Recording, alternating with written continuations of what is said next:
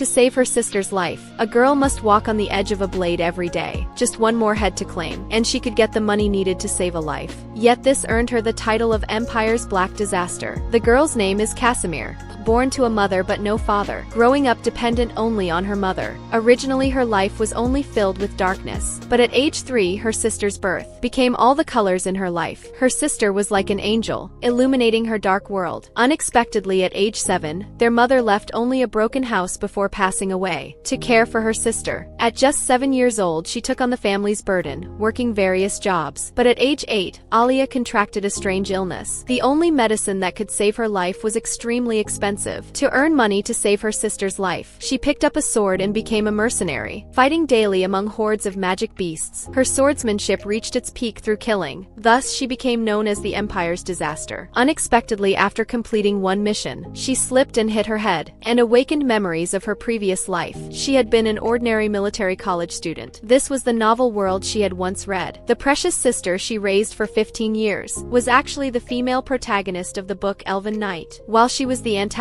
who tormented the heroine. This plot was truly headache-inducing. How could she possibly hurt Alia? When she woke up, someone had taken her to the hospital. Suddenly she sensed a murderous aura. Looking back, Alia was sitting on a chair glaring at her. "Oh my goodness, why are you here?" She frantically wrapped the blanket around her sister. "What if you catch a cold in this weather?" Alia glared at her with puffed cheeks. "You're still worried about me?" When sister was lying there covered in blood. "Yet still worried about me?" Casimir fidgeted with her fingers guiltily. "Isn't it because you're weak, worried about her sister?" She had never told her about being a mercenary, but this time she really scared Alia. She angrily threw the blanket to the ground. "Don't you think I worry about sister too? Coming back wounded every time you go out. Clearly exhausted yet still pretending to be fine. Please, sister, take care of yourself. Didn't I say my illness doesn't need treatment?" Casimir fell silent for a moment, wiped away her sister's tears, and held her tightly in her arms. "My beloved sister, but I must save you." This awakening of book memories was like knocking on happiness's door. Just follow the original story. 2 months later, let Alia be adopted by Duke Freya. Then they could cure her sister's illness, and she could meet those 4 outstanding brother-in-law candidates. But as the protagonist, she couldn't avoid hardships. Casimir was one of those hardships, and also the half-sister of one of the male lead candidates. At that time, Casimir, living in the red light district, accidentally learned of her heritage, abandoned Alia and sought out her Duke father. Although the Duke mercifully acknowledged her status, she endured endless humiliation as an illegitimate child. Her personality gradually became twisted because of this. 11 years later, when the sisters reunited, she became jealous of her sister's luck, and awakened as the villain. This was the ending in the book. But now one sister dotes on her sister endlessly, only wanting to be her sister's guardian, while the other loves her sister obsessively. "Sister, I won't treat this illness anymore. I just want you to be safe.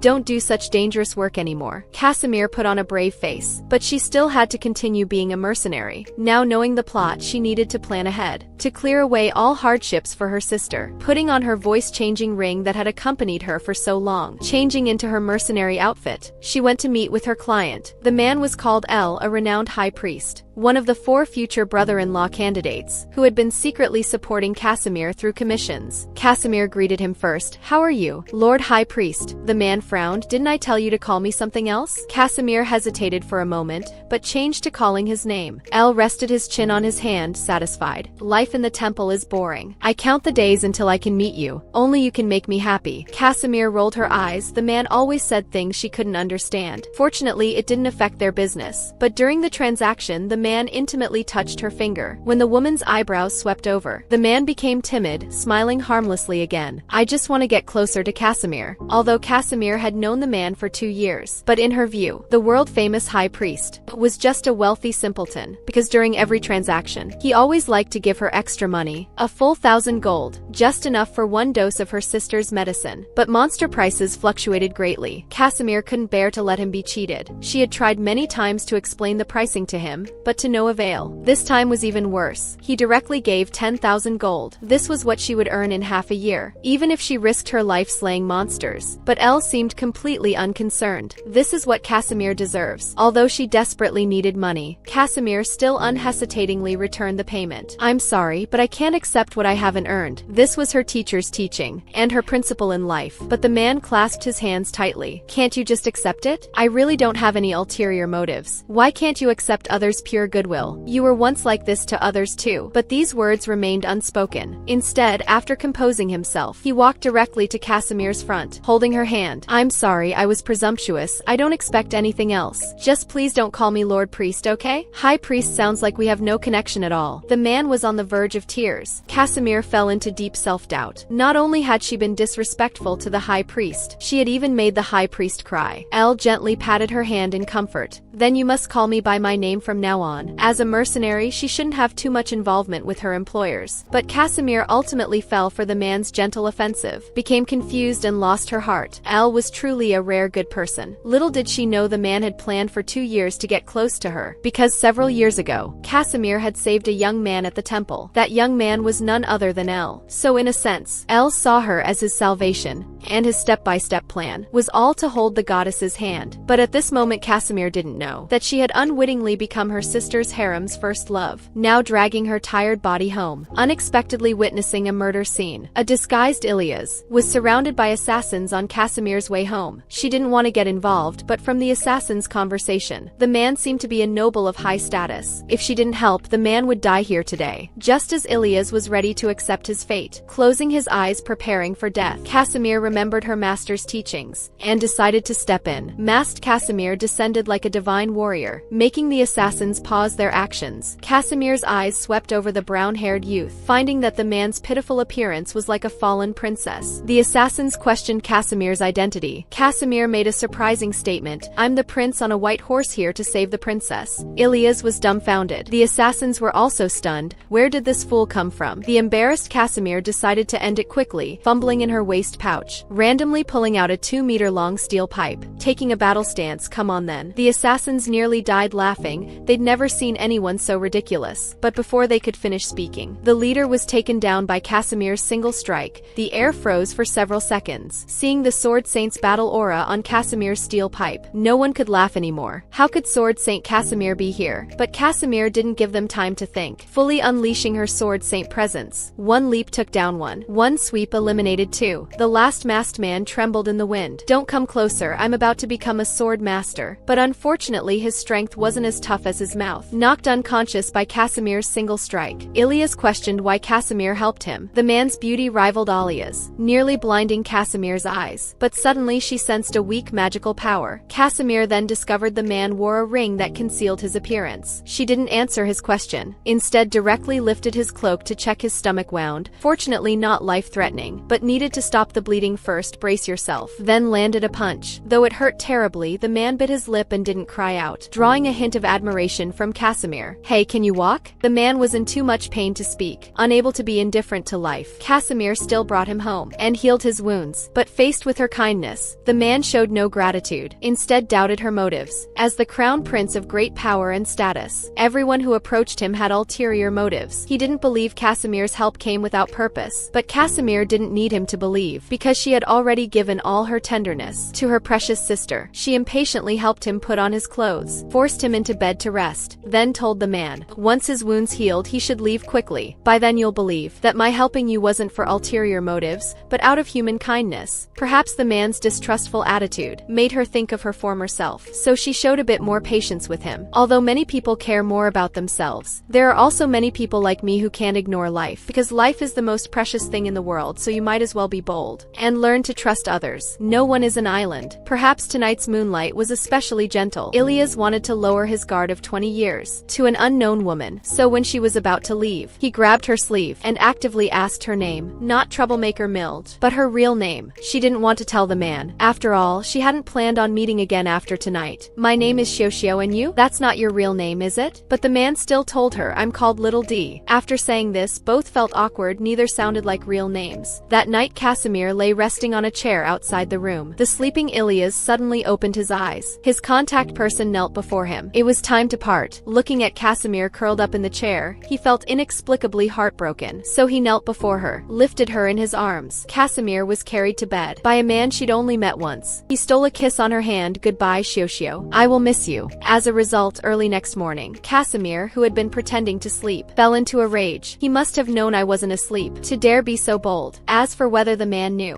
we're not clear. But I know if he dares get any closer, sister would take an 8-meter-long blade and kill him. Not having returned home all night, Casimir hurried back, but just as she opened the door, her sister threw herself entirely onto her. Xiuxiu, sister, you finally came back. Not coming back last night, she was really worried. Holding her soft and fragrant sister, Casimir's heart nearly melted. But suddenly her sister pouted. Sister, do you really only love me? Casimir didn't understand why her sister asked this. Sister was more important than her own life. Then why don't you love yourself properly and keep so many secrets from me? I know I'm very willful and like to act spoiled with sister, but sister is also very important to me. I want to share sister's burdens. At this moment, Casimir suddenly doubted what she thought was good for her sister. Hiding her mercenary identity actually made her so insecure. Was this so-called goodness really what she needed? So she gently hugged her sister. Then shall sister stay with Alia today and go nowhere else? Alia's eyes sparkled with excitement, smiling very happily. The sisters walked side by side in the market. Casimir made Alia laugh all the way. Her sister's smile never disappeared, but Casimir couldn't help feeling guilty. It turns out making sister happy was so simple. Being out killing all year, she hadn't dared to consider how lonely her sister must have been at home alone. Her scarred hands tightly held her sister's small ones. Alia gazed at Casimir. Sister, what's wrong? She hugged her sister tightly. I will definitely make you happy. Alia smiled brilliantly, but I'm already very happy. The afternoon sunlight shone on them both, as if the hardships of 18 years had never happened to them. Happiness seemed within reach, but just as the sisters were happily ordering food, Casimir noticed a red-haired woman being dragged into a dark alley by a drunk man. Casimir arrived in time, preventing her from being stabbed by the thug. But after just introducing herself, before even asking Casimir's name clearly, she became overly emotional and fainted. And it was only then that Casimir realized what a foolish thing she had done. The red-haired woman was called Levelyn, the youngest daughter of Count de Carl, with enough money to eat gold. But that wasn't the key point. The key was that she had always loved the male lead Reiner from the book. Due to jealousy over Reiner loving the female lead Alia, later became the biggest villain. Could this heroic rescue be the trigger for Levelyn falling in love with Reiner? At this moment, a male voice sounded from behind. So you're the sword saint. Watching you fight has given me much to think about. May I talk with you? Casimir panicked terribly, because she just remembered. Reiner Einhart was not only the captain of the Royal Knights, a man about to become sword saint, but more importantly a sword maniac. What do sword maniacs like most? Sword saints. If she admitted to being a sword saint, she would be finished. Fortunately, she was only a sword expert now. If things went wrong, she could just run. She forced herself to calm down, using Levelyn as a shield. What business do you have? Can't you see I'm busy? Reiner hurriedly apologized. I just wanted to ask, are you the mercenary king Black Disaster Casimir? Good grief, were his eyes glowing? But there was no choice. Since she became famous in one battle, people had always tried various ways to learn her identity. But her identity concerned her sister Alia's safety. Therefore it had always been her reverse scale. So she first gave a piercing look, let the man introduce himself, taking the chance to change the subject, then made an excuse, saying she would leave these two in his care, hoping to still salvage something of the female supporting character and male lead's plot. Just as she was about to leave, Reiner asked for her name again. If I say I'm not Casimir, would you believe me? The man clearly didn't. Casimir couldn't be bothered to waste time, directly admitted her identity. Who knew the usually expressionless man would now be excited with a flushed face. Then could Casimir tell me your real name? Casimir looked at the man warily. Too strange. The sword maniac wasn't curious about swords, but curious about her instead. Why are you curious about me? Because didn't you promise to tell me? Casimir, I'll ask you one last time, who exactly are you? How do you know my name? Although the man seemed to know her, she was certain she had never met him. The man was silent for a moment before explaining. I'm sorry, I learned it by chance through investigation, but I promise no one else knows your identity. Casimir hesitated for a moment, finally dropped her sword, choosing to trust him. But she also warned the man. Reiner Einhart, right? I'll remember you. If you still want what's on your neck, better take Casimir's real name to your grave. With that, Casimir prepared to leave, but Reiner's voice came from behind again. You've always been someone I admire. I want to become someone like you. The familiar words made Casimir freeze. Impossible. She had once saved a child who was nearly dead, but they looked nothing alike. Casimir hesitated hesitated for a moment, still slapped the tissue onto the man's body, indicating he should stop the bleeding first, though she didn't understand why the man wanted to be like her. Still, she answered just as she had answered the boy back then.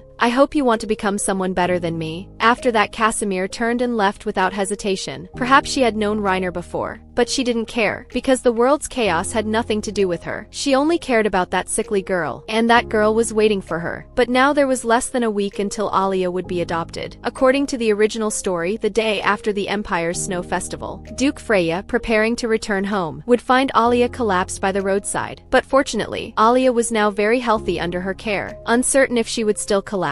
But to match the book's plot, even if she had to fake it, she had to get her sister on the original story's path. Then there would only be herself left. After a moment of sadness, she reminded herself, Casimir, you can't selfishly want to keep sister to yourself. Why can't you? But she loved her sister too much. As long as her sister was happy, even if she could only see her from afar, she would be content. Her sister would soon be adopted by wealthy people. She had no more worries. But just as Casimir received a mission and was about to leave, the middleman told her, Lord Christie's, who posted the mission, wanted to see her. Casimir was extremely nervous, because this person was none other than the rumored Demon Duke, also her biological father from the original novel, whom she had never met. She didn't understand why the man wanted to meet her. Little did she know this was all a trap. The once peaceful Dewdrop village was suddenly attacked by hordes of magic beasts one day, but not a single soldier from the dispatched army returned alive. The posted announcement with the gold shield mark made it clear, come if you dare, but you might not leave alive. Only the strongest mercenary could handle this. Who else could that be but mercenary King Casimir? Casimir sat in the great hall, anxiously waiting for Christie's. This house was so big and clean. Even the teacups looked expensive, as if from a different world than hers. She was extremely careful, afraid of dirtying anything. The elderly butler watched her kindly, suddenly noticing Casimir's red eyes beneath her mask, asked if her ancestors had Christie's family bloodline, because red eyes were a mark unique to Christie's descendants. But Casimir lied. She didn't want to be connected to the Duke, because in the original story, the Demon Duke didn't like his illegitimate daughter. Even after acknowledging her status, he still allowed others to mock her, eventually leading to her twisted personality and turn to evil. At this moment, she suddenly felt her heart stir, and saw Christie's, with the same black hair and red eyes as her, slowly approach. Casimir hurriedly stood up and bowed. Then the two sat alone in the hall. Just as Casimir was nervously thinking of escape, Christie slowly spoke. Your eyes are very beautiful. You need not be nervous, I'm just curious. And wanting to meet Casimir was just to know her reason for taking this mission. He had long heard of mercenary Casimir, how she helped poor villages defeat magic beasts. He was curious why a mercenary not working for money. What was she after? Casimir hadn't expected. The Duke had noticed her so early. After some thought, she decided to tell the truth. Perhaps she just wanted to be their umbrella. She had experienced hardship, had also desperately tried to become stronger, had seen the happiness of countless villages, also knew the pain of poor people. Now that she had the ability to help others, she couldn't remain indifferent. But before she could finish speaking, the Duke interrupted her, then fell into a long silence. Just as Casimir was feeling uneasy about saying something wrong, the elderly butler came to report that the night squadron traveling with Casimir to Dewdrop Village was ready. Casimir let out a long breath, preparing to bid farewell to the Duke. But unexpectedly, the man stared at her for a while, then directly removed the ring symbolizing his lordship. Take this, he knew, for a task of this difficulty. How ridiculously low the reward was. This money should have come from the Duke's manor, but if they had done that, they wouldn't have found mercenary King Casimir. After all, few people would willingly be taken advantage of. But the Duke didn't say these words. Unexpectedly, Casimir directly refused. If she would still be with her sister in the future, she might have accepted it, but Alia would soon go to the Count's manor. By then she would be alone. She couldn't accept rewards beyond the agreement with a clear conscience. Christie's didn't understand her thinking, but she couldn't force her. After all, everyone has their own principles. After Casimir left, Christie's held the ring lost in thought. The knight removed his identity ring, wanting to confirm a guess. There was a founding myth. In the chaotic period, 3 dragons governed the land. But one dragon, in order to protect the empire, had excessive killing intent, turning its blue eyes blood red. Therefore, only direct Christie's descendants possessed red eyes. At this moment, Casimir, unaware she had caught her own father's attention, was planning to follow the knight squadron to Dewdrop Village to fight magic beasts. But before she could leave, the lead knight told her to wait. A very powerful mental magic user, would also be going with them. Casimir's expression froze. Speaking of powerful mental magic users, she could only think of one person, the one who turned mental magic into a symbol of terror in the original story. The fifth male lead candidate, that was her half-brother, also the person Casimir least wanted to meet because he was simply insane and had a pathological obsession with Sister Alia. Whenever he appeared, romance plots would turn into horror stories. But as feared, what you fear most comes to pass. Suddenly a thunderclap exploded from clear ground. After the dust settled, black-haired, red-eyed Kale walked slowly over. Under Casimir's horrified expression, he walked straight up to her. "Are you the mercenary king, Casimir? Why are you so small? What did you eat growing up?"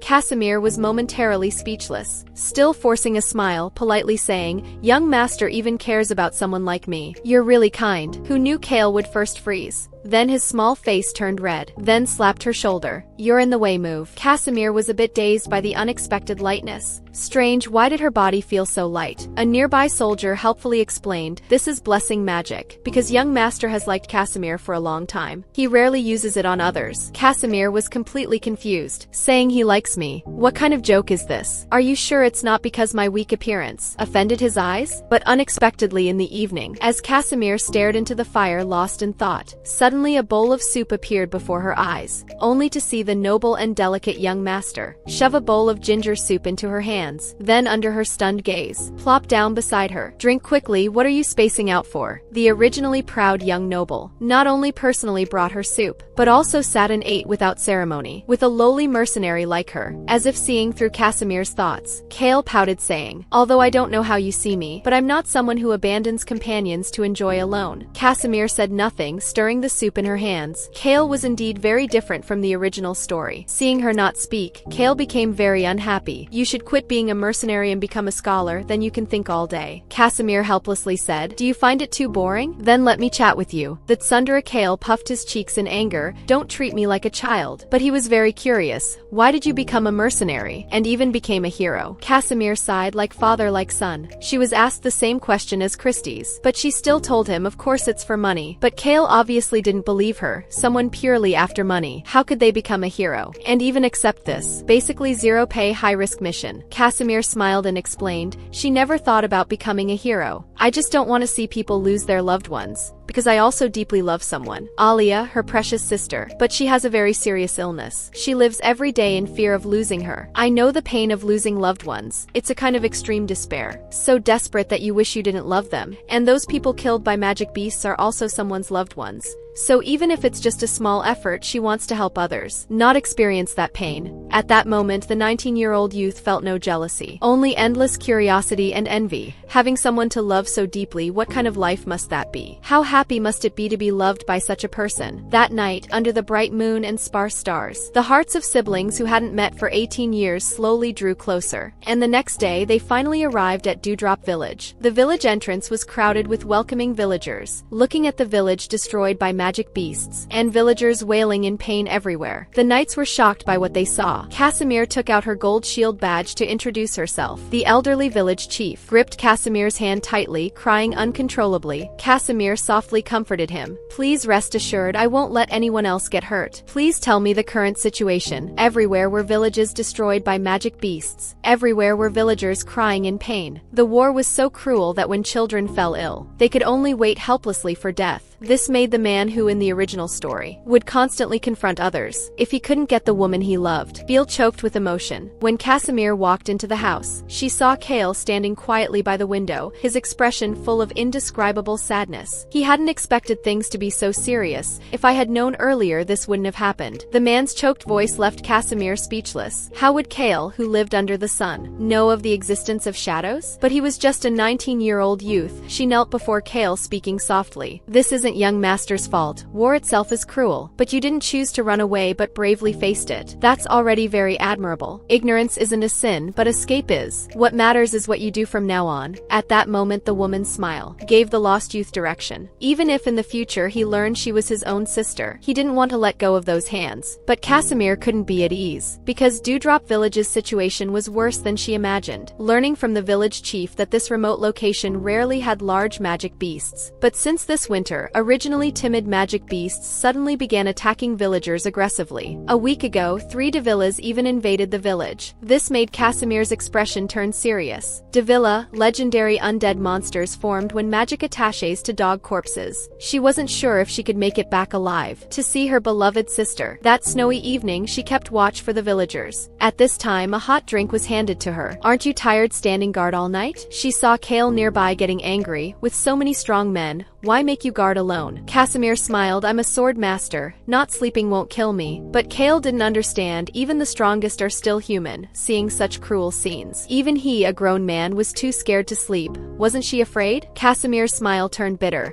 How could she not be afraid? She was the strongest mercenary, yet feared snow, because her revered master died in the snow, fighting magic beasts to save her. So she didn't like snow and feared magic beasts even more. But after growing up, she not only became a mercenary who slayed magic beasts, but also kept watch alone for companions on snowy nights. Not because she had conquered her fears, but because she had something she feared more than death. That was losing the ones she loved. And when Kale asked her, "Aren't you afraid of magic beasts?" she still joked and told him, "Of course it's because I'm strong. So I will protect you from them. Young master, please rest assured." Then the youth who had been afraid of magic beasts during the day now actually giggled. "Thanks to you, I'm not afraid now. After all, you'll protect me, right?" That night, snow fell silently. Casimir didn't answer either. No one imagined that words spoken in jest would become unbearable pain every time Kale remembered, because the next day, large groups of magic beasts began attacking the village, although the two worked together to contain them outside the village. But after dealing with some magic beasts, before they could relax, Casimir's expression suddenly changed, because she keenly sensed, not far from them, countless magic beasts were gathering at a terrifying speed. Seeing this, Kale hurriedly grabbed her, asking what happened. Casimir had no time to answer, immediately threw him over her shoulder, rushed back to camp, arranged for everyone to quickly retreat. Large numbers of magic beasts were gathering. They must use teleportation magic to leave immediately. But after inquiring with the available mages, she learned there were 14 people in total, but their teleportation magic could only transport 12. That meant 2 people would have to stay behind. Casimir had no intention of leaving, because once she left, no one could stop the monster beasts from invading the village. So she asked young Master Kale if he could use teleportation magic. "I can teleport 10 people." But sensing Casimir's intention, he suddenly changed his words. "I haven't learned teleportation magic. I can stay here with Casimir." Casimir suddenly came to her senses and said through gritted teeth, "Absolutely not." She finally understood what blood being thicker than water meant. For this brother she had only known for 2 days. She didn't want him to get hurt. "Young master, you must survive." After saying this, she struck his abdomen, while the struggling Kale angrily threatened, "If you dare to go, I will definitely." Casimir just smiled. "Then wait for me to return alive." Casimir fought from day until night, as she was about to exhaust her strength. They say at the moment of death, one thinks of what's most important. She believed it now. She desperately wanted to see Alia one more time. Just as the monster beasts were about to tear her apart, suddenly, a powerful defensive magic spell firmly protected her from the front. Casimir was stunned. Then she looked up and saw Kale, who was fighting recklessly as if his life didn't matter. She felt no joy at surviving. Instead, she wanted to scold him in anger. She knew the force of her punch when she left. But seeing his trembling hands, she couldn't say anything. At this point, the most important thing was to deal with the monster beasts first. So she told Kale about the current situation. The Devila were actually monsters made up of piled dead bodies. Normal attacks couldn't kill them. The best method was to use fire, or alternatively to destroy their hearts. So Casimir suggested that she would attract their fighting power while Kale used fire attacks from behind. But this method carried great risk. If Casimir couldn't hold on, then Kale would also be in mortal danger, so she made him promise. If he saw her fall, he must flee immediately. Just as Kale was about to object, Casimir roared, "If you don't promise, I'll knock you out and send you back right now." She wanted Kale to survive, not because he was the Duke's heir, but because he was her blood relative. Kale, unaware of this fact, grudgingly agreed. Afterwards, Casimir immobilized the monster beasts, while Kale completely destroyed them with fire. Just as she was slaying the monsters, Casimir's arm was unexpectedly caught in a monster's deadly bite. Fortunately, she was a dual-wielding mercenary. Now with her left hand broken, the situation was dire. Casimir could only ask Kale to buy as much time as possible. The only remaining option now was to completely destroy their internal organs, which meant using her signature ultimate technique. If this strike succeeded, they could survive. Luckily, just as Kale was about to collapse, Casimir launched a powerful attack, with the force of splitting mountains and earth, completely annihilating all the monster beasts. Kale finally collapsed from exhaustion. She never thought surviving would feel like this. Casimir also slumped down beside him, asking if he had strength to return. After receiving a negative response, Casimir told him to sleep for a while. "I'll take you back." Kale worried, "Isn't your arm injured?" Casimir smiled and told him not to worry. "So we're friends now, right?" In the heavy snowfall, Kale never heard her answer. He liked her, but dared not tell her, only wanting to stay by her side in the name of friendship. Firstly, because she said she had someone she loved. He didn't want to interfere. Secondly, because he felt he was sick. He wasn't worthy of her, due to his family's hereditary mental illness. He couldn't control his bloodthirsty desires, so torturing others and himself through killing became his only hobby.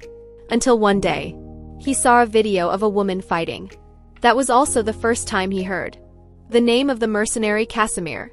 From that moment on, the girl's figure miraculously became the medicine that healed his heart. When his father heard about this and wanted to help investigate her identity, Kale refused. Whatever, Casimir had gone to such lengths to hide. He didn't want to expose it like a scoundrel. 2 years passed this way. When he heard the news that Casimir had gone to slay monster beasts, he chased 20,000 miles from the northwestern border, just to see her once. He wanted to confirm with his own eyes whether she was someone worthy of his infatuation. The moment he saw the girl, he understood he absolutely couldn't let this person go. After experiencing life and death together, he thought they could become closer. But when he woke up, he found the woman had disappeared. But someone who had lived in darkness, after feeling the warmth of the sun, how could they give up such brightness? Investigate.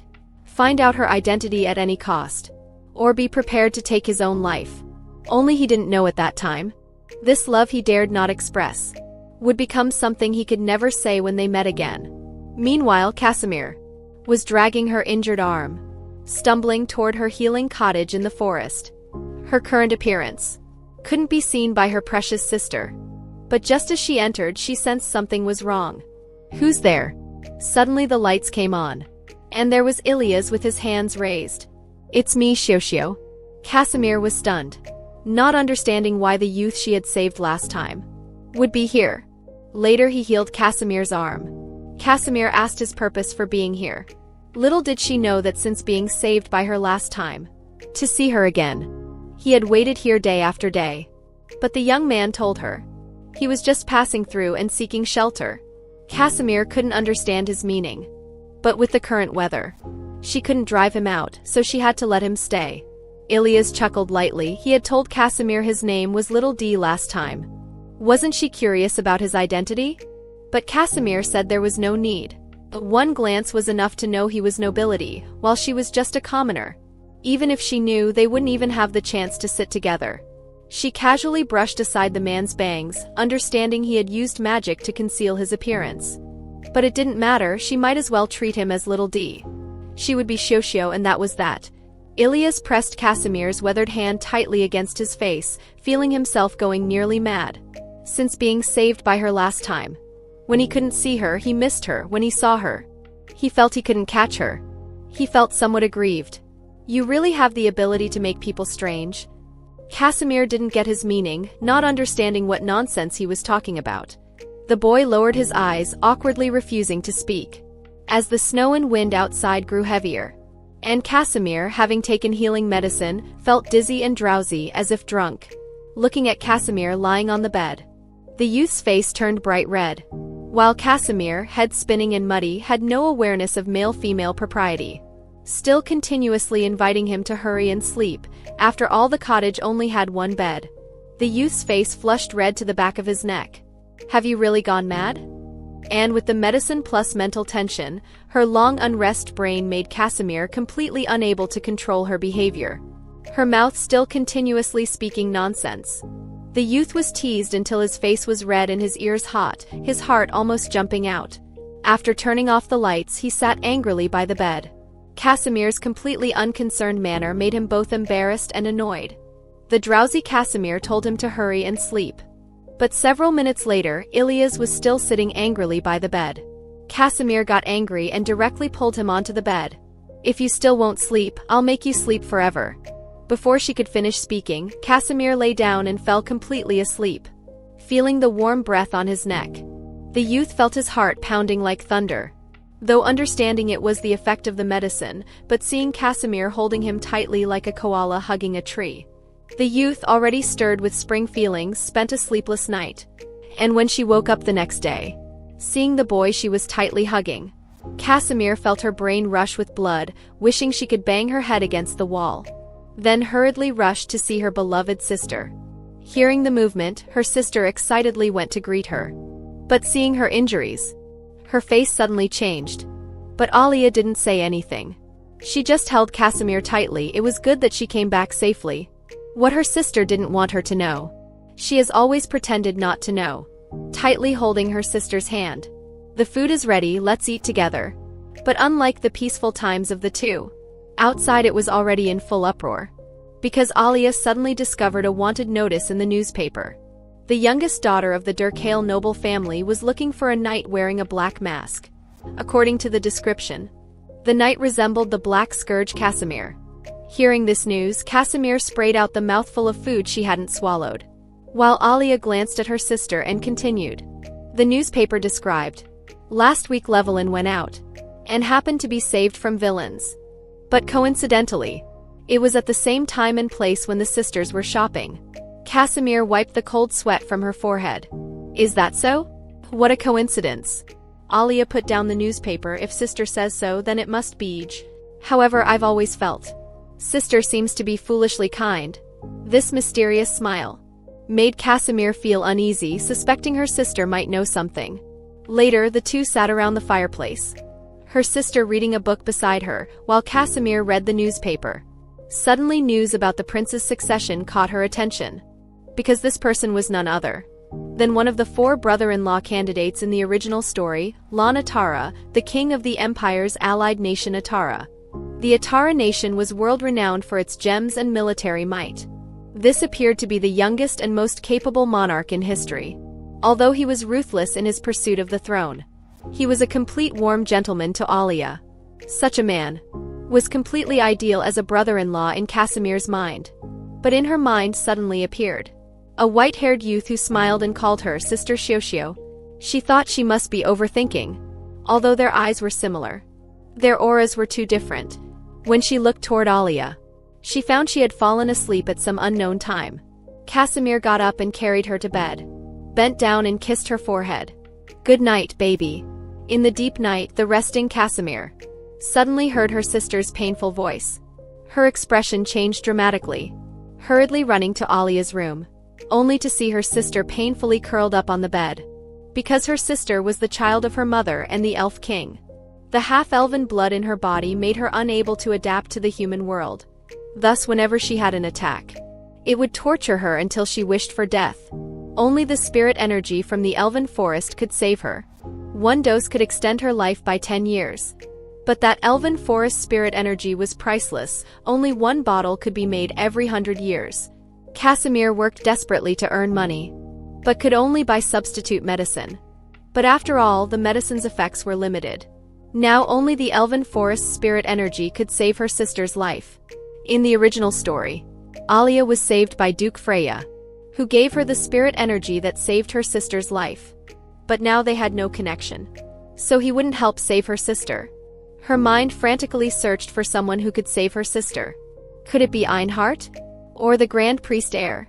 Would they help save her sister? But she didn't believe in their inexplicable kindness.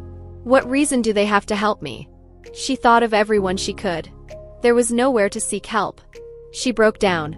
"I'm sorry, Alia, sister doesn't know who can save you." But suddenly her pupils dilated. No, there was still one person. Duke Christie's her birth father. He had reason to help her, even if she had to shamefully use his daughter's identity as bait. As long as she could save Alia, she was willing to pay any price. Alia, hold on a little longer. She held her sister tightly, walking step by step towards the Duke's mansion. The figure approaching in the dark night immediately alerted the guards. When they recognized Casimir's appearance, the guards were shocked. Lady Casimir, why have you come? She pointed her sword at them. Move aside, I must see the Duke. Seeing her unusual state, the guards dared not let her in. It's too late today, please come back tomorrow. There's no time, Casimir shouted, nearly breaking down. I must see him right now. At this moment, her sister suddenly coughed violently in her arms. She gritted her teeth and chose to force her way in. The guards warned her about the barrier, but she didn't care, holding her sister tightly in her arms. While enduring pain like knife blades, she forcefully broke through with her body, then rushed past layers of guards, running frantically with her sister to the Duke's main gate, pounding the iron gate furiously. Please open the door. The butler, who hurriedly arrived, watched helplessly as Casimir smashed the gate, begging like a cornered beast. Please let me see the Duke. Save my sister, please. She's very seriously ill, she can't hold on much longer. Although Casimir's voice was different from last time, the butler still recognized her identity. He dismissed the surrounding guards, but refused her request to see the Duke. Because the Duke had already retired, he couldn't disturb him.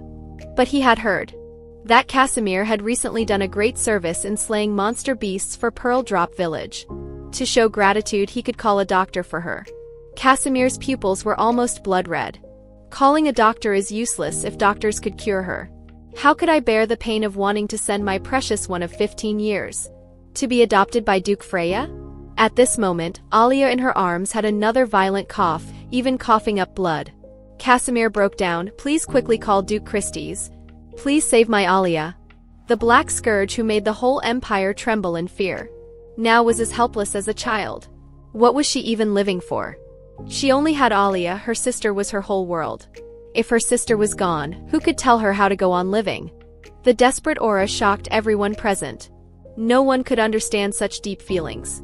At this time, Alia's weak breathing brought Casimir back from her near breakdown state. Her sister could still be saved, she couldn't give up. She trembled as she placed her sister on the ground, and harshly asked the butler, "Who do you serve? Whose orders do you follow?" Though the butler hadn't reacted, he still answered truthfully, "I have served only Duke Christie's all my life and his bloodline." "Then now you will follow my orders." Then Casimir, to the butler's shock, tore off her eye patch and cloak, revealing black hair and red eyes almost identical to Duke Christie's. Then her voice echoed through the entire hall. "I am Duke Christie's daughter, Casimir Christie's. I now command you, take me to see my father immediately. Those who stand in my way will be killed without mercy." At this time, Duke Christie's figure finally appeared belatedly on the stairs. He ordered the butler to withdraw, then walked step by step toward Casimir. "You say you're my daughter?" Looking at Casimir's appearance almost identical to his own, his eyes contained a smile. "Not bad, indeed, very similar. Similar to me and to your mother. But you say to save your sister, isn't that child my blood as well?" Casimir explained, "She is my half-sister, same mother, different father." Christie's face suddenly changed. "Then why should I save her?" Casimir tightly clenched her fists, turned to gaze tenderly at her sister. "Because your daughter loves her too much. I never thought I could love someone this much. Before my sister was born, Mother and I survived in the red light district. In that lonely world there was no hope to be seen. Until Alia was born, that tiny child was like a sweet rain in my gray world, making my withered life gradually gain color. Then bit by bit that once tiny girl, without realizing it, became my whole world.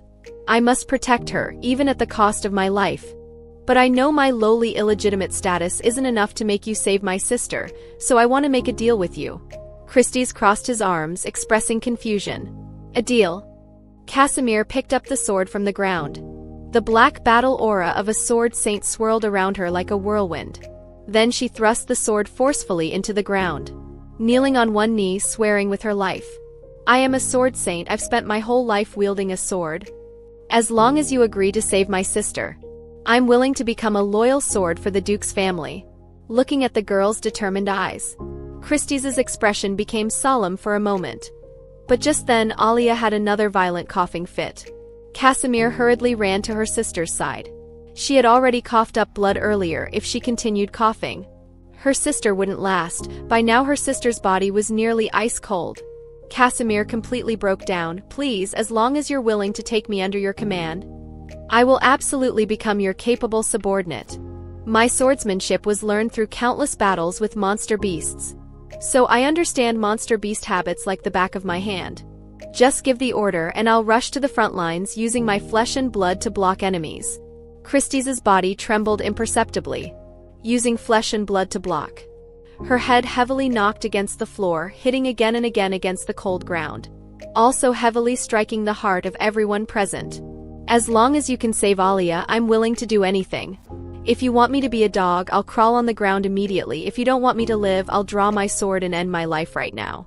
I don't dare hope to be your daughter, I just beg you. Please save my Alia. At that moment everyone held their breath. Shocked and unable to recover for a long time. What kind of deep emotion could make someone willing to give up their life? And even give up their human dignity? Christie's walked step by step to the trembling girl. Stand up. Casimir stared blankly at the man's hand. My daughter need not bow to anyone. Even the emperor cannot make you kneel. Then the man lifted Alia and handed her to the butler.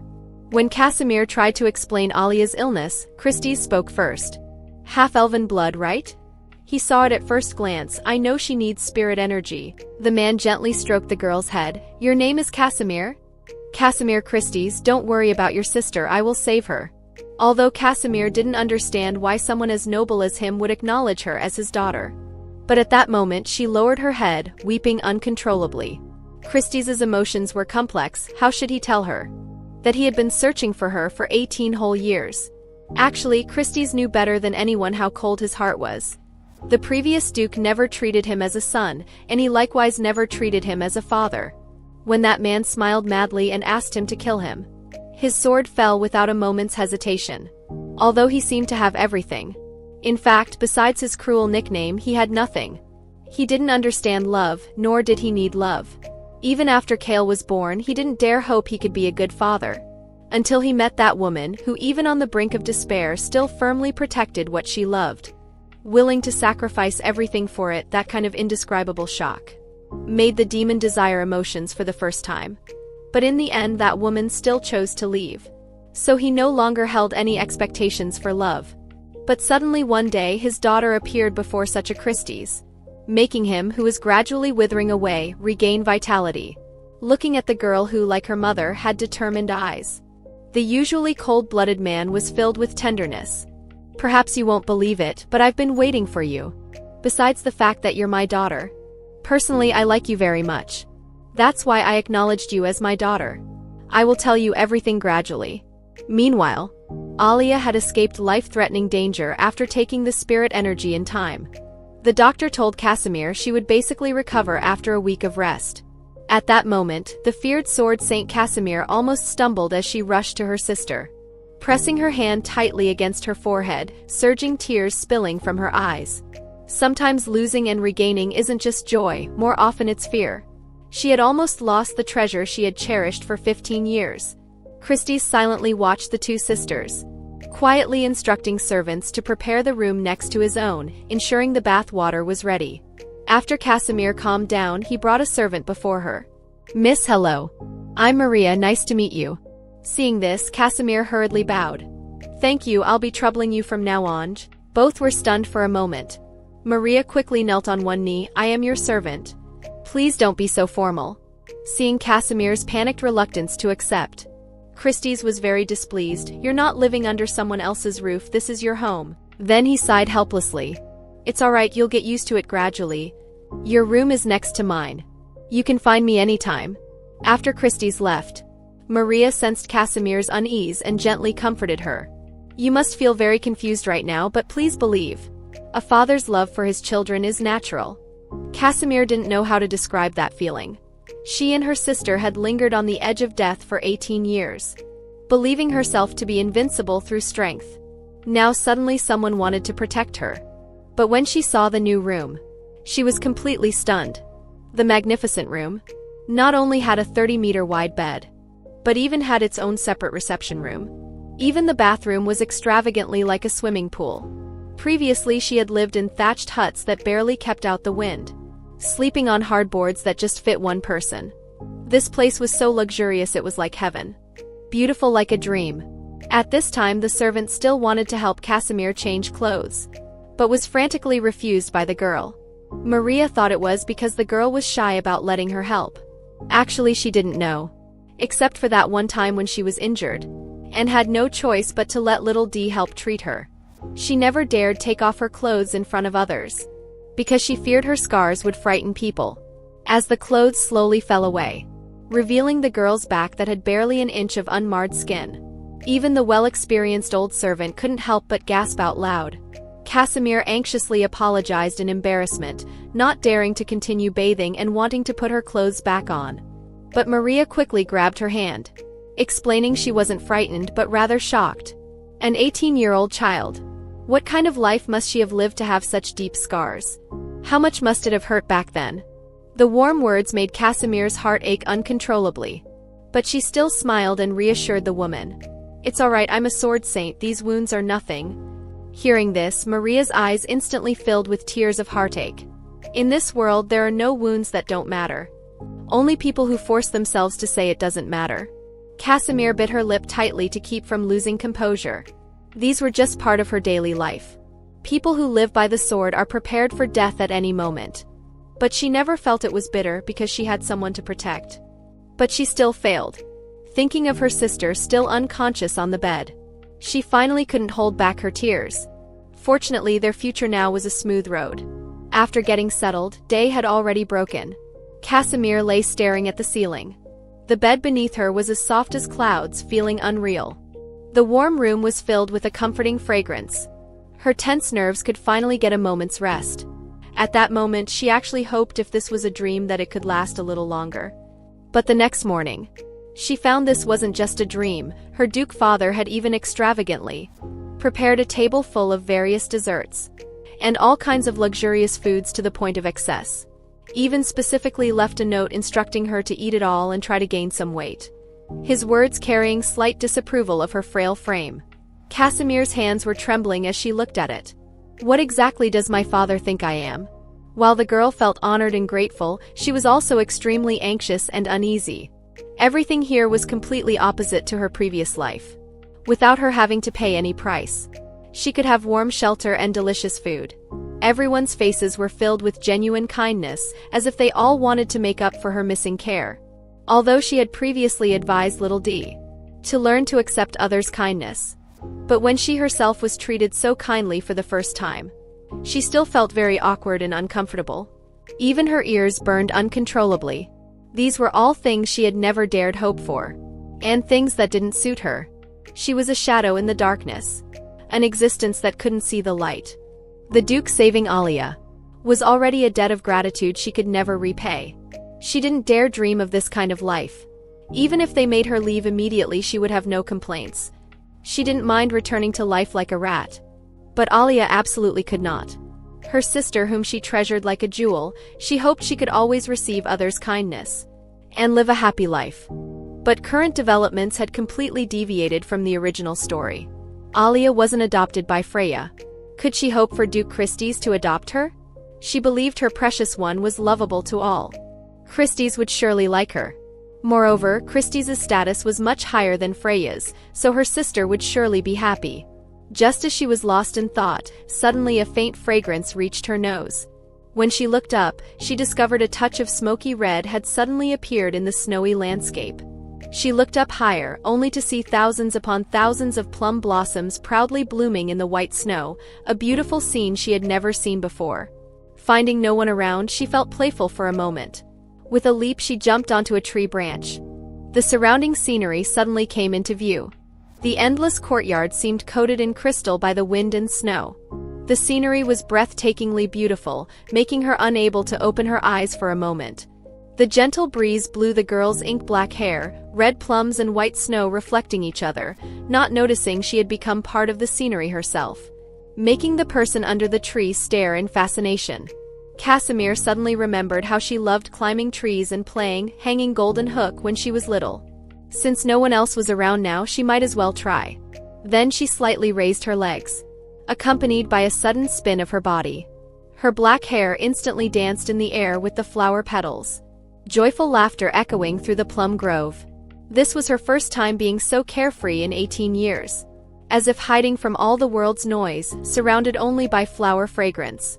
Even the playful snowflakes falling on her nose felt ticklish. At this moment, a sudden figure made her smile freeze on her face, only to see Kale in red robes raising his eyebrows at her. Startled, Casimir lost her balance and fell from the tree. But there wasn't the expected pain. Kale's eyes were gentle as he held her tightly in his arms. Casimir was so frightened she lost her wits. Asked him why he was here. She had heard he wouldn't return until tonight. The girl's manner amused the boy.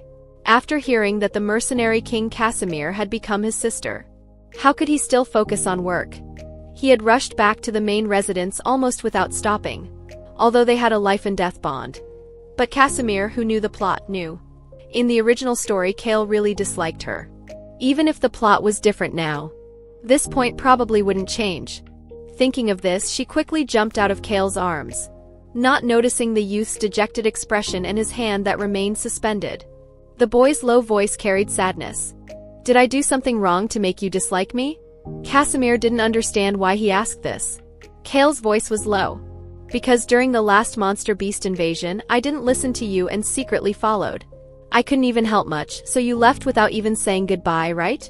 His eyes were reproachful. You still say you don't dislike me. As he spoke, he actually started crying, completely frightening Casimir. She hurriedly explained, I absolutely don't dislike you. Having you as a brother makes me very happy. I'm just not used to suddenly having so many relatives. I'm afraid of doing something wrong and making you unhappy. Because to her, Kale was a high and mighty young master, while she was more like a thief, growing up with her sister in dark alleys. Just a worthless mercenary, now suddenly occupying the position of Duke's daughter. For Kale to like her as a sister, wouldn't that be strange? These words stabbed Kale's heart. Not knowing what the girl had experienced, to view her own fate so clearly, he told the girl seriously, word by word. You're not a worthless mercenary. You're a lady of the Christie's family, my only sister. You saved my life. No one, including yourself, can belittle your life. She didn't know what her existence meant to him. If he hadn't accidentally obtained that magic orb and seen the girl's precious battle footage, he might have already become a bloodthirsty monster, completely fallen into a slave to desire. He gently took the girl's hand. Even before you knew of my existence, you had already rescued me from the abyss. He knelt before the girl. As devout as a believer, so my respect and love for you arose naturally. You don't need to nervously enjoy my kindness. Casimir anxiously withdrew her hand, shocked and unable to recover for a long while. While Kale smiled. So what should I call you now? Casimir is too distant. Do you have a nickname? Casimir responded instinctively, my sister calls me Xiuxiu. Then I'll call you Xiuxiu too. Looking forward to our future together, my dear sister. That anxiety after hastily parting with the girl last time finally found resolution in their mutual honesty. Later the Duke had servants summon them both to his study. Kale took the opportunity to introduce her to the situation at the Duke's mansion. At this time, Alia's voice faintly came from the study, causing Casimir's expression to brighten. But this time her sister's voice was completely different from her usual sweetness. Her words were filled with killing intent and coldness she had never heard before. And the other voice in the room was her Duke father. Arya knew Croesus didn't like her because she was the daughter of his love rival. But unfortunately she despised him just as much. Yet she knew Croesus wouldn't dare harm her. Having grown up in the red light district, she had long mastered the ability to read people's expressions. The cold-blooded Duke, known for killing his father and brother. When mentioning Sister Xiuxiu, the tenderness in his face couldn't escape her eyes. So no matter how much he despised her, the Duke definitely wouldn't dare harm his beloved's favorite. Croesus narrowed his eyes. You're quite audacious. But Arya showed no fear. She even slammed her palm on the man's desk, her voice nearly freezing into ice. You say sister asked you for jungle spirit energy to save me. What did she exchange with you for that? After all, the notorious demon Duke wouldn't save someone with no connection for no reason. Just because you're Sister Xiuxiu's father. Where were you when sister was suffering back then? Noble Duke. Are you interested in her identity as the Night King Casimir? Or do you want to bleed us back alley sisters dry? The killing intent around Croesus became almost tangible. If you want to live, at least don't cross the line, child. Casimir at the door heard this and her heart clenched, but was stopped by Kale, who gestured her to wait. While Arya's eyes curved into crescents upon hearing this. That's exactly what I wanted to say to your grace. My sister Xiuxiu is different from me. She's very naive. She's most defenseless against others' kindness and goodwill. Just give her a little kindness, and she'd want to give her heart to others. She's not as strong as she thinks. If you're just playing around for now, and will eventually abandon her, she will definitely be heartbroken. At that moment, Casimir's heart felt like it was being squeezed tight. The sister she had always thought needed her protection had somehow been secretly protecting her too. Inside the room, Arya curtsied slightly. By rights, I shouldn't be so aggressive towards my savior. But compared to my personal safety, I hope sister won't get hurt. If you don't intend to take full responsibility, then don't be too kind to sister. I hope you won't cross the line. If sister gets hurt by you, I'll sell my soul to the devil if I have to kill you. The air suddenly became terrifyingly still. Such remarkable courage made Kale couldn't help but marvel, while Casimir's lips trembled uncontrollably. Then she softly called her sister's name, looking at her precious with gentle eyes. When Arya saw her sister, she immediately retracted her thorns and fangs, softly throwing herself into her sister's arms to act spoiled. Casimir smiled while stroking her sister's head, telling her to wait for her a moment. Then walked straight to Croesus and bowed in apology, asking him to be magnanimous and forgive her sister. Arya was suddenly shocked, but Croesus stood up calmly and gestured. No need, as Arya said. If I don't plan to take responsibility, I shouldn't show kindness casually. So Arya, Casimir, both of you become my daughters. I will definitely take full responsibility for you both. Arya wrapped her arm around her sisters and declared to the man, my only family has been and will always be Sister Xiuxiu. These words made Casimir break out in cold sweat, while Croesus crossed his arms, quite speechless. You're really hard to please. You should praise me for being brave. There's no help for it. In the end, Croesus could only sigh helplessly. What about you, Casimir? What do you think? In the quiet room, all three people waited for Casimir's answer. But Casimir tightly clenched her fists, remaining silent for a long time, really not knowing how to express her excited feelings. Heaven knows how much effort she had made for her sister's happiness. She had thought just being able to see her sister from afar was happiness enough. But now her father was telling her she didn't need to separate from her sister. She could have happiness together with her sister. I really am a useless person. But if you don't mind accepting someone who only knows how to wield a sword, I want to become your daughter, Duke. The girl's solemn appearance made Croesus pause. He had seen her bravery and fearlessness. He had also seen her desperate love for her sister. But this was the first time he had seen her earnest hope like a child. Croesus felt a corner of his heart completely softened. He gently patted the girl's head to comfort her. This is enough. Congratulations on becoming my daughters. The matter was settled. Kale's suspended heart could finally rest. But just as he was preparing to leave, Arya's voice came from behind. Young master, hello. The girl gracefully curtsied in greeting, wearing a harmless smile. But seeing this, Kale couldn't help but laugh. So this is how you appear harmless in front of Xiuxiu. But he had already seen her true face earlier. No need to put on this act in front of me. Deliberately calling Casimir by her nickname was a silent provocation towards her. But hearing this, Arya just tilted her head playfully. Since you say so, I won't be polite then.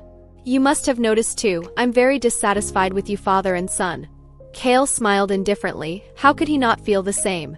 But Sister Xiuxiu doesn't think so. You are different in her heart. No one understands better than her how much sister yearns for family. You truly want Sister Xiuxiu to be happy too, right? But you should also know that sister's happiness can't exist without me. So I came this time, hoping to reach a cooperation with young master. Kale smiled upon hearing this. I think it should be like this. After all, I am the one Xiuxiu likes. He didn't like Arya, not just because of his possessiveness over the girl, but also because of her importance in Casimir's heart. The events of the girls' night intrusion into the Duke's mansion didn't need investigation. From the servants' fragments of conversation, he could tell how breathtaking it had been.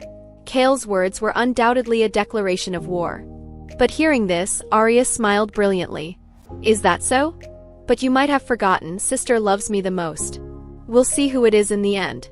The tension between them was palpable. But finally, Arya extended her hand first. She hadn't forgotten her purpose, hoping they could coexist peacefully.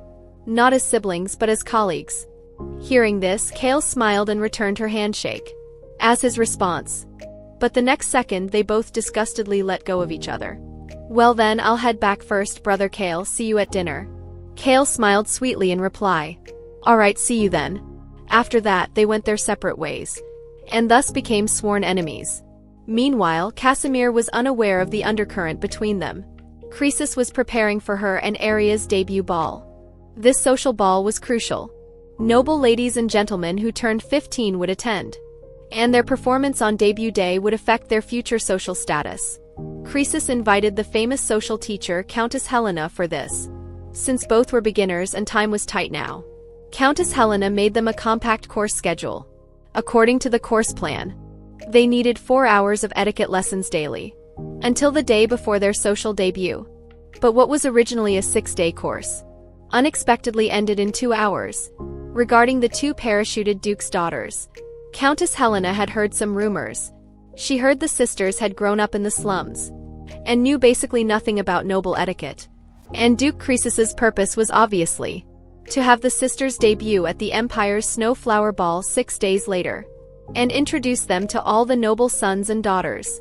Although time was tight, what was meant to be a 6-day course unexpectedly ended in 2 hours. The sisters' intelligence level made even the teacher feel inferior. The younger daughter Arya's perfect curtsy was as graceful as a swan. Every smile and gesture seemed naturally noble. While Casimir, who hadn't been paying attention in class, the teacher's least promising student, the teacher hadn't expected she would master social dancing after just one look. Such talented students made the teacher endless praise, although both were now impeccable. But given their previous humble origins, the teacher feared some might use this to attack the sisters at the ball. So just in case, the teacher hoped they would practice their conversation skills. But the teacher broke into a sweat. She hadn't expected the two girls to be so protective.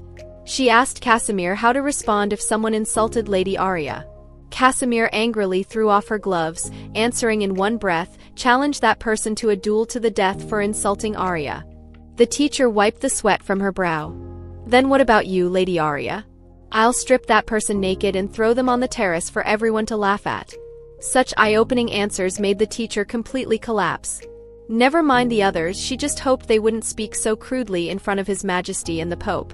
While Kale, who had been observing, was convulsing with laughter on the side, deeply regretting not bringing a magic recording device for that scene. That scene would definitely become a holy medicine for treating depression. Since their unpleasant conversation last time, Arya had long disliked Kale. Seeing him so idle, she directly entered comeback mode.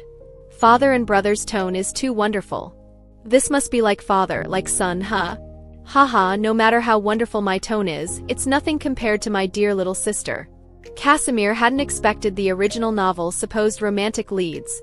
Not only didn't fall in love, but became sworn enemies who couldn't stand each other. According to current developments, it wasn't just deviating from the original story but completely destroying it. But it didn't matter, as long as everyone was happy. Though could this be achieved? Looking at her sister dressed so elegantly for the first time in years, Arya was moved to tears. She had told her sister countless times, don't just wear black clothes. Try some other colors. Don't just tie a ponytail. Try other hairstyles occasionally. She had said it again and again, though she loved her sister no matter how she looked. But her sister now was criminally beautiful. Won't it be strange? Not at all.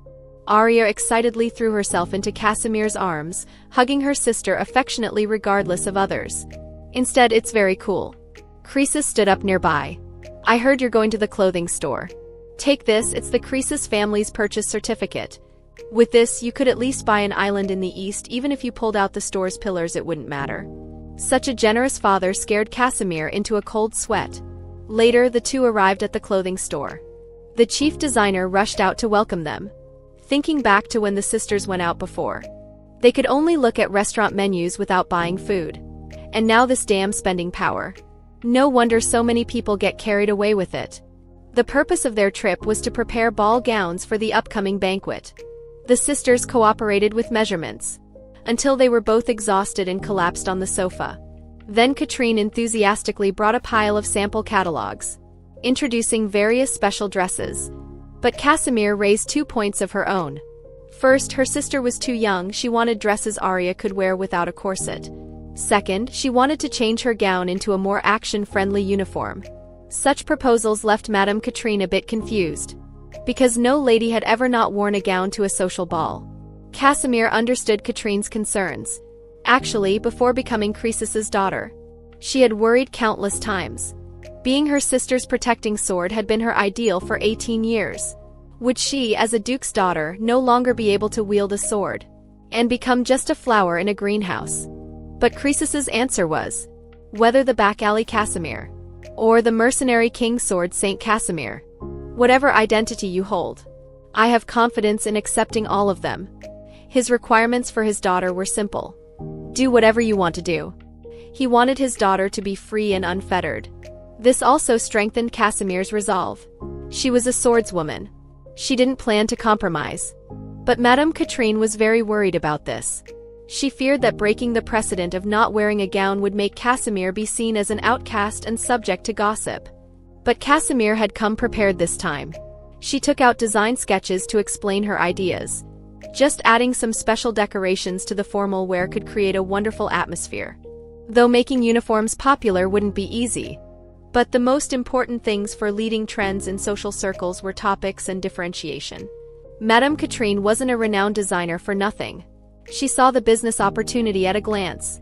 With just some adjustments, making the decorations more suitable for dresses at that time, it would definitely lead the empire's ladies to compete in imitation. And this was exactly Casimir's ultimate goal. That was to guide the empire's fashion trends. She couldn't let her precious sister suffer the same humiliation as in the original story. The two hit it off. Katrine excitedly grabbed Casimir's hands. Young lady, would you like to do business with me using this design? Very good, the fish took the bait. In the carriage on the way home, Arya casually asked, when did sister get involved with fashion? To even draw design sketches. Casimir felt somewhat guilty. She couldn't exactly say it was popular in her previous life. Seeing her hesitation, Casimir asked her, besides this, don't you have anything else you want to ask? Arya nervously pinched her hands, finally asking, can I ask you 3 questions then? Casimir smiled lovingly. Of course you can. I heard from the Duke's family doctor that I'm half-elf. Did sister know this all along? Casimir leaned forward and gently held her sister's hand. No, I only found out recently too. After she broke through to the Sword Saint realm, she noticed Arya's aura was different from ordinary people.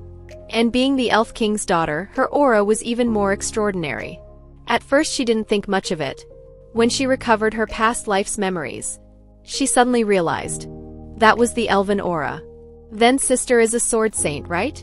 And the mercenary king Casimir. Casimir frowned. Sure enough, her sister had known all along. And Arya admitted that she indeed knew about her sister's mercenary identity, and knew she was the sword saint Casimir. Actually, 2 years ago, when Casimir was unconscious from a snake bite, she accidentally saw a commission letter with Casimir's name. But since her sister didn't want her to know, she chose to keep it secret. And now there was one last question. She took her sister's hand and held it tight. Sister, do you still love me now? The setting sun's glow shone on them both. Casimir looked at her sister in disbelief, her heart aching unbearably. Why would she ask such a question? Holding her sister tightly in her arms. Just like her answer before, Arya, I will love you forever. Because her sister was the beginning and end of her world. She had long been willing to give her life and even her soul to present them to her, and wanting to keep her sister always cupped in her palm. Money was the foundation of everything. Wanting to do clothing business needed sponsorship and needed celebrity effects. For advertising, they needed the best spokespersons and investors, which were her Duke father and brother. If they wore her designs at the ball, it would definitely drive topics and traffic. along with her mercenary business money. Casimir was confident she could make the business big and strong. Of course, regarding investment, Croesus readily agreed. But to get him as a free model, Croesus made one request: "You'll have to call me Papa from now on." Hearing this, Casimir froze. She wasn't used to being so close to people. Though she acknowledged him as father in her heart, 18 years of estrangement made her nervous and sweating just trying to say Papa. Finally, after stammering for a long time, she lowered her head and called him father. Unexpectedly, Croesus chuckled, patting the girl's head. "This is enough. No need to rush. I will always wait for you." Casimir silently picked up the design proposal on the table. She had always thought her father was strange before. But she was wrong. "My dear father is actually a very gentle person." The demon duke, who had been single for 18 years, suddenly gained 2 beautiful adopted daughters overnight. This directly shocked the entire empire. But everyone had heard. The sisters were previously low-born commoners. Thus all the empire's noble sons and daughters were anticipating their debut ball to see their beauty. But among them were naturally some ill-intentioned people wanting to see the sisters make fools of themselves. And in the original story, Casimir was mocked and shunned by the social circle's nobles at this ball, eventually leading to her tragic fate. Therefore, regarding the sisters' first debut image, Casimir was extremely careful and serious. Soon the debut day arrived. Maria looked at the carefully dressed Casimir and couldn't help but admire. The protagonist of this social debut would definitely be none other than the young lady. The fitted uniform perfectly showed off the girl's lovely figure. Croesus also couldn't help but praise her beauty, but suggested she change. He feared his precious daughter would be coveted by other wild men. Even Kale couldn't help but frown. Very handsome, but such attire was too bold. He also agreed with his father's opinion. Casimir looked at their serious advice. Just as she was hesitating whether to change, Aria's angry shout came from behind. "Can't change. Sister, don't listen to their nonsense." When Casimir turned to look at her sister, she suddenly widened her eyes. White roses adorned the girl's light pink hair. The snow-white gown paired with delicate silver chains made her sister look even more fair-skinned. And her little face wore an angry smile. Then she clung limply to Casimir. "Don't listen to those 2 guys. Sister looks especially dreamy today." Casimir smiled tenderly. To her, no one could be more beautiful than her sister. In the evening, the palace ballroom was brightly lit. Noble sons and daughters gathered in small groups whispering about the 2 arriving duke's daughters. And most people were expecting to see the 2 country girls make fools of themselves. Along with the herald's announcement, the ballroom fell silent in unison. First to enter the ball were Aria and Kale.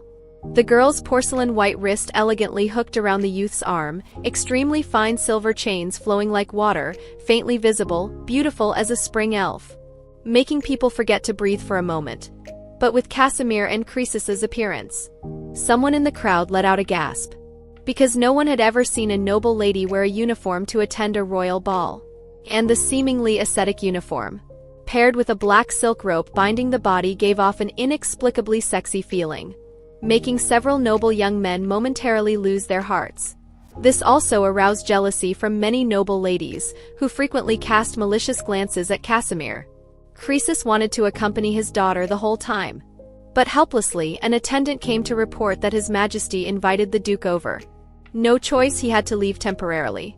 But before leaving, he told Casimir, if she encountered trouble, just mention Croesus's name. If necessary, she could even draw her sword directly.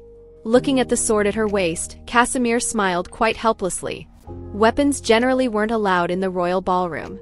But the immensely powerful Croesus family was clearly an exception.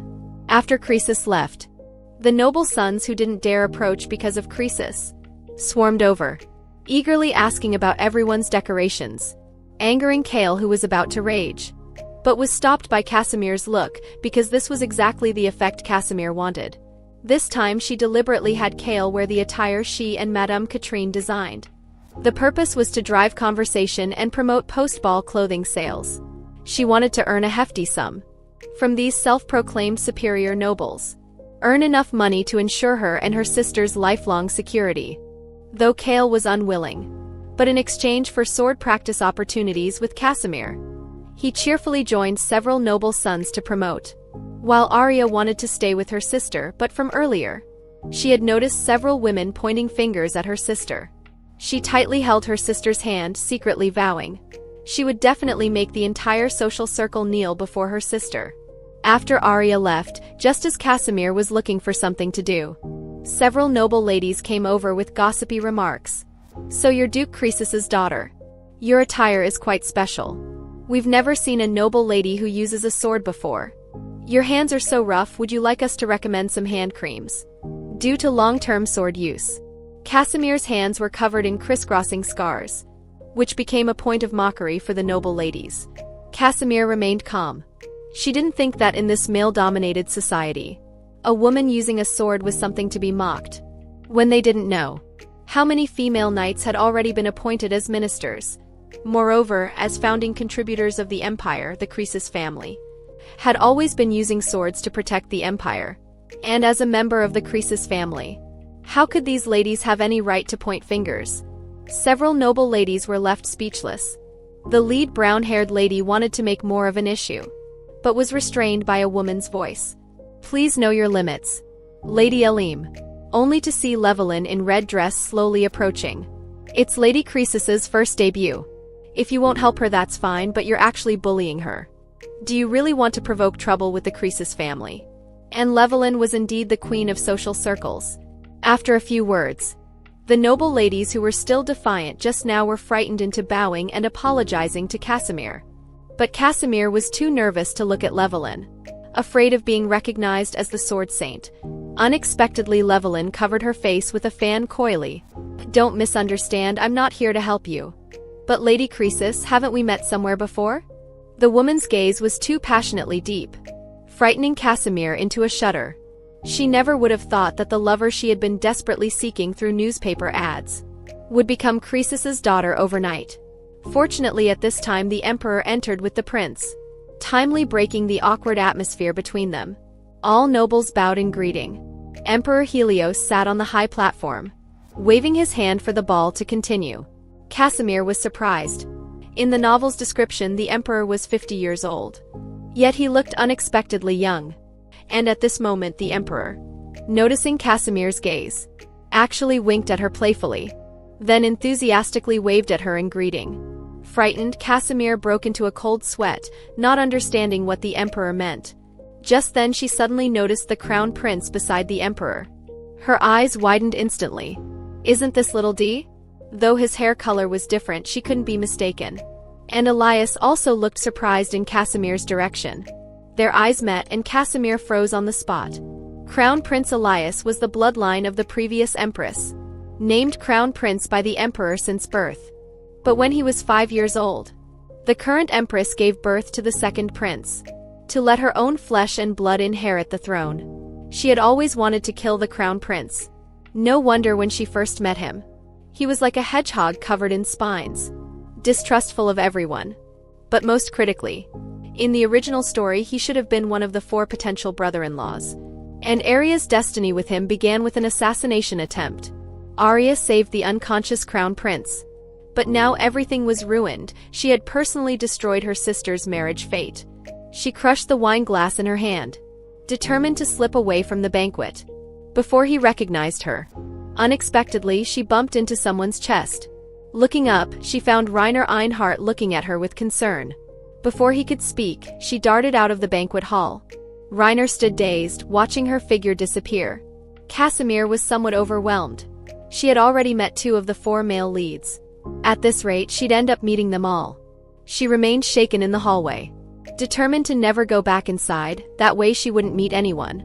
Unexpectedly, a voice sounded above her head. "Won't you be lonely by yourself?" A faint lily fragrance wafted over.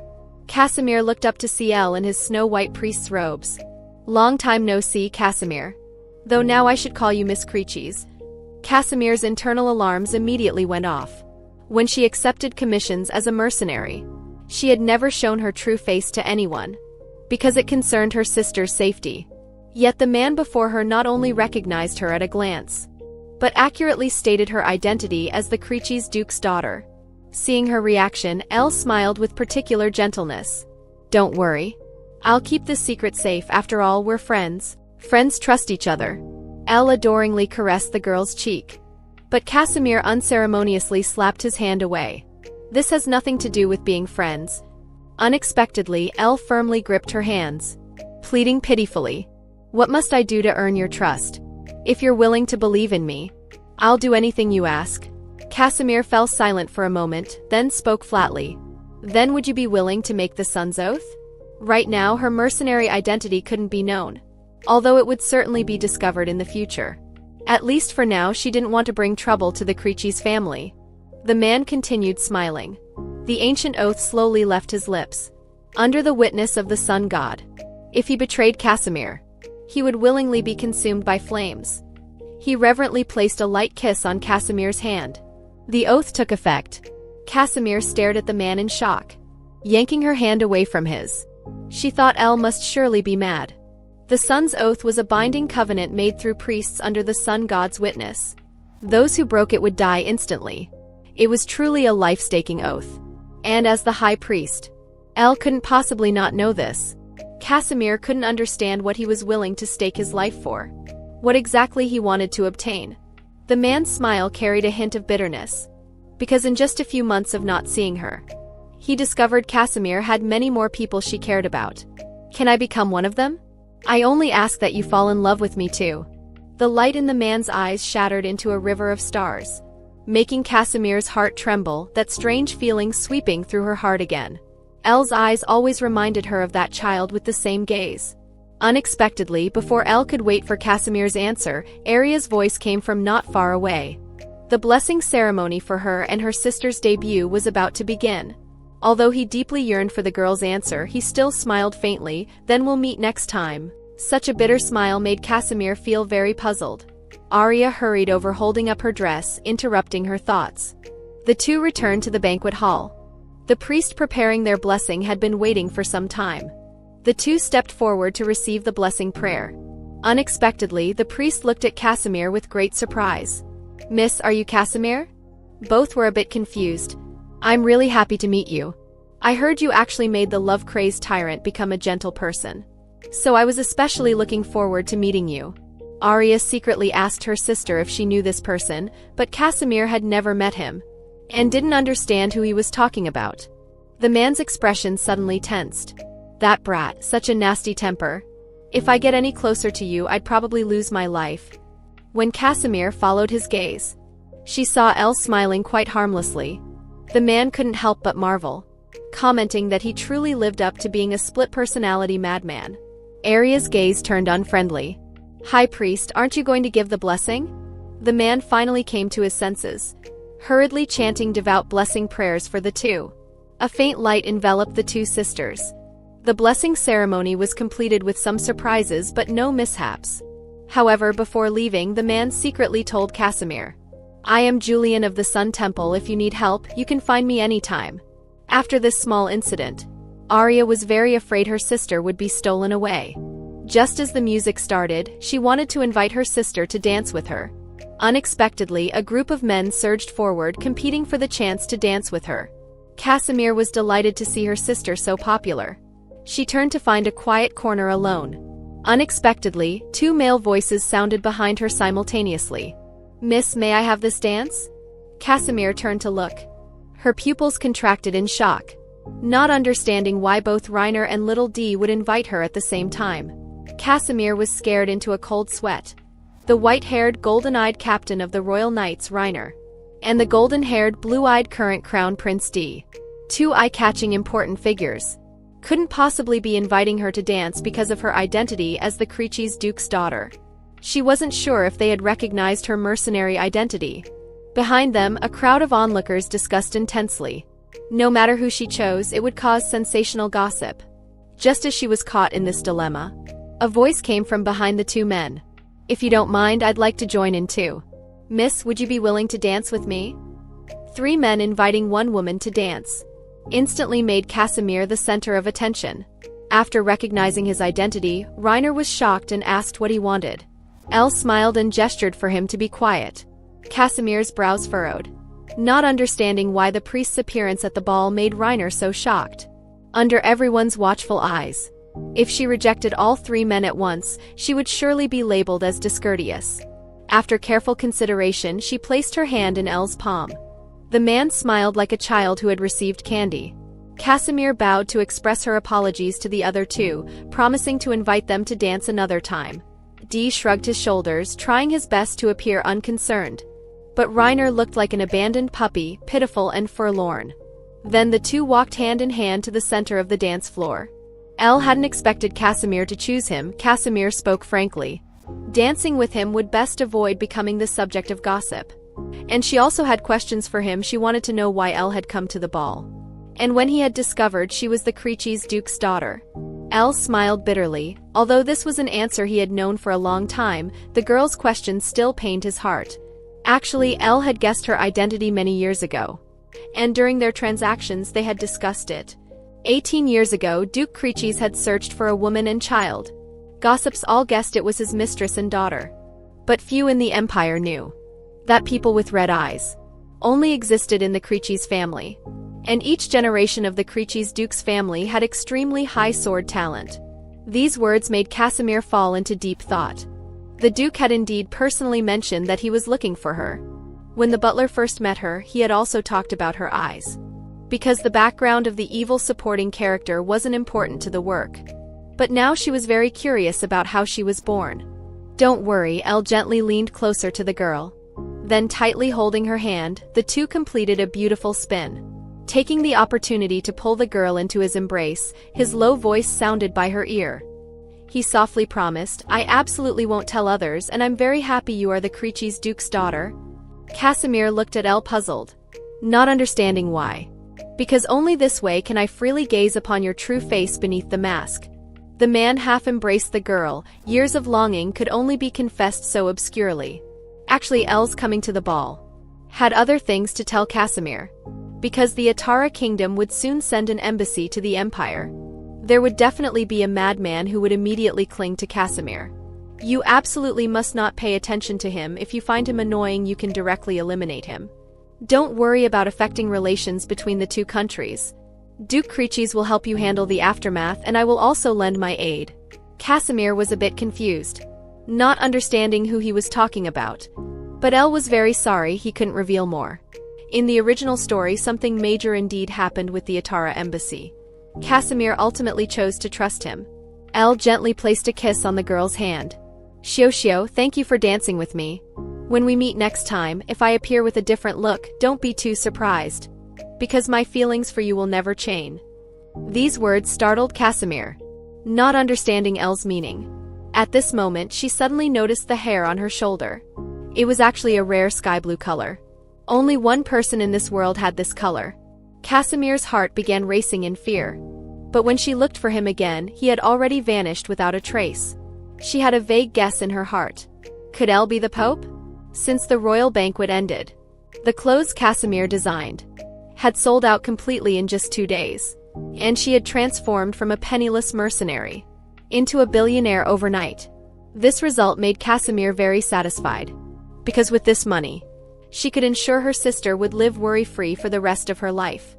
But there was one thing that kept Casimir restless: to earn money for her sister's medicine.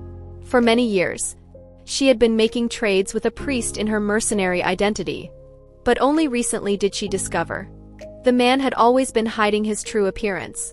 She wanted to know who the man really was, but why he repeatedly and intentionally approached her. For this reason, she specially invited Julian, the priest she met at the banquet. The man was very happy to receive Casimir's invitation, enthusiastically expressing his admiration. But Arya, overwhelmingly possessive of her sister, narrowed her eyes, seeming to emanate killing intent. She didn't like her sister's gaze lingering too much on others. And Kale, who should have been at odds with Arya, actually began to share her hostility, both using unfriendly gazes to watch the man who was passionately eager toward Casimir. Casimir broke into a cold sweat under their intense stares. Actually, there was another reason for inviting Julian to the Duke's mansion. Back when she broke into the Duke's mansion to save her sister, the action had alarmed everyone in the household. Therefore, all the servants of the Creachies family knew her identity as the mercenary king. But this identity had made too many enemies outside. for the safety of her sister and the Duke's mansion. She hoped Julian could make everyone take the son's oath of absolute secrecy. Julian proudly puffed out his chest, very proud to be able to help Casimir.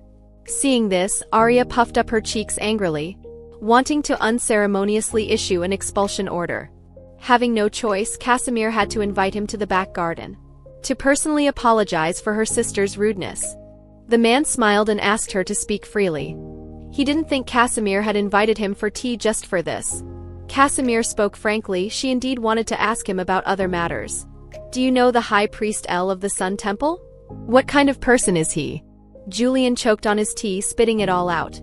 He never expected that kid to pine over his first love for nearly 10 years. Yet the girl didn't even know who he was. He stammered, not knowing how to explain. After careful consideration, he told Casimir. El had entered the temple before him and was considered his old friend. But what Casimir wanted to know was what kind of person El was. She didn't understand why at the palace banquet, El would unhesitatingly make the life-threatening son's oath, just to gain her trust. Could the son's oath be fake? Julian was dumbfounded, wondering how much distrust of El could produce such suspicion. To salvage his foolish friend's image in Casimir's eyes, he had to swear against his conscience on his own honor that El was definitely a very gentle and selfless good person. Not greedy, not calculating, and not harmful to others. Possessing the same mild temperament as the sun god Ra. Casimir was quite exasperated because this legendary deity was actually a figure with an extremely violent temper. These words were worse than directly insulting him. But if the sun's oath wasn't fake, that meant El was indeed worthy of her trust.